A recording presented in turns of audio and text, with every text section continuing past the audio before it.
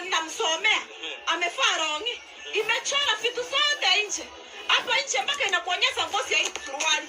Mbona nisiulize hata kama mnasema hiyo digital something, mbona wasifae vizuri? Wengine uliona nilimuita nikamuuliza fundi kitambaa ilikosa fundi. Unaona kitofu iko hapa, ingine iko hapa chini na ameweka kachuma. Na msasi maybe akusaliwa na hiyo chuma. Unajua kuna wale watoto wanasaliwa kama masikio imetobolewa. Ile mama ukusaliwa. Sasa mpaka nikauliza msichana, ulisaliwa hivi? Hapana.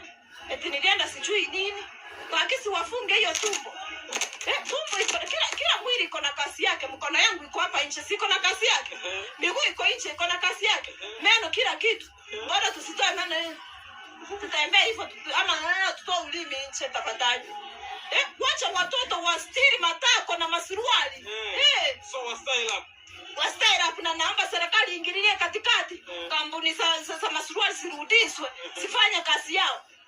Na imagine acha nikwambie kichana yangu acha kucheka. Suruali ni 35. 25 uko na suruali.